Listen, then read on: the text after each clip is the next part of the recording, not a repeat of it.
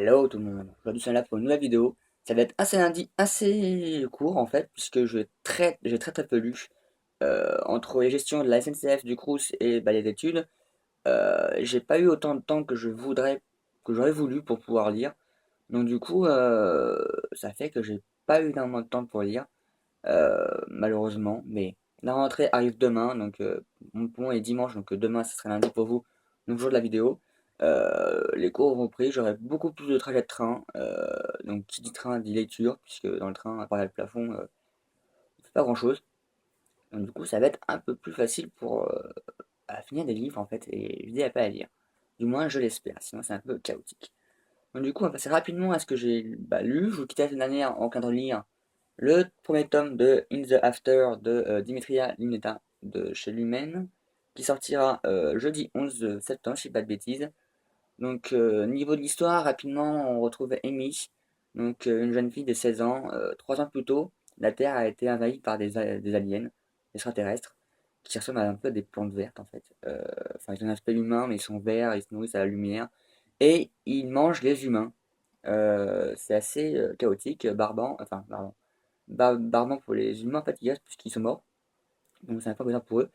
Et Amy se retrouve dans ce conflit à essayer de survivre en fait parmi ces traces aliens qui bouffent tout le monde, de pas faire manger et du coup elle essaie de les analyser, de voir comment ils se comportent, comment on peut faire pour survivre, et ainsi de suite. Donc on rencontrera d'autres humains, donc dont Baby, une petite fille qui est plus jeune qu'elle en plus, et qui vont principalement former le duo du bouquin. Donc on va suivre leur aventure dans ce monde hostile qui est devenu la planète Terre. Donc voici tout ça. Au niveau du livre, la couverture, j'ai tout de suite accroché à la couverture. Personnellement, j'aime bien la couverture. Du contenu, la plume, enfin, la traduction, j'ai pareil. À peine au bout de 20 pages, c'est déjà dans l'histoire, puisqu'on nous met directement un feu de l'action. Il n'y a pas de répit, hein, vous commencez directement dans l'action. Donc ça, c'est un bon point. On est directement accroché dedans. Pas de temps de souffler.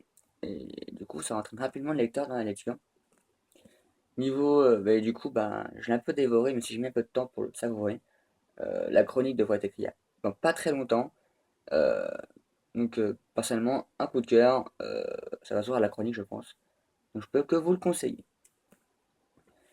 Autre lecture que j'ai fait cette semaine, comme maintenant depuis, on va dire, 2 ou 3 semaines, je continue au fur et à mesure Bakuman, donc le manga de Obata et Oda.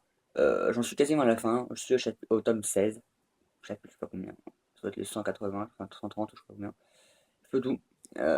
Donc ça avance petit à petit, je suis à la fin, il reste plus que 4 tomes. J'espère pouvoir les finir avant la semaine prochaine. Ça pourrait être bien, comme ça je passerai à un autre saga de manga.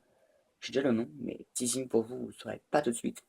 Donc simplement, voilà, c'est l'histoire continue, donc toujours avec des dessinateurs qui dessinent un manga pour le Shonen Jump. Donc on voit tout l'envers du Shonen Jump et de toute la procédure de réalisation d'un manga en fait avec les storyboards, les écritures et tout ça. Donc c'est très sympa. Du coup, qu'est-ce que je lis? En fait, comme je viens de finir In the After, je lis rien du tout pour l'instant. Donc je pense que lundi, enfin demain, j'aurai déjà commencé un livre, qu'on verra la vidéo, mais pour l'instant, du coup, il n'y a rien. On va directement passer à ce que je vais lire, du coup, la semaine prochaine, ou demain, ou quand j'aurai déjà commencé, quand vous verrez la vidéo. C'est la suite du tome 2 de Wizard, le sacrifice de Diane Duan, l'édition Lumen, qui sort aussi le 11 septembre. Donc merci à l'édition Lumen pour envoyer ces 2 livres. Euh, Ça, je les lis aussi assez rapidement pour essayer de les chroniquer assez tôt pour les aider en fait. Euh, Tout simplement. Donc, tome 1 qui m'avait un peu déçu, avec peu d'action, pas beaucoup rythmé, introduction du tome, la saga. Bof, j'étais resté un peu sur ma déception. J'espère que le tome 2 je n'ai pas lu le résumé derrière pour pas trop me spoiler ni trop me raconter. Pour un peu garder le suspense intact. Je sais pas de quoi il en parle, à part qu'apparemment il y a une baleine. Donc on dirait un monde sous l'eau, hein. Ça semble un peu logique en fait. Et on retrouve toujours nos personnages Kit et Nita. Donc à voir ce qu'il y a à sa tête dedans.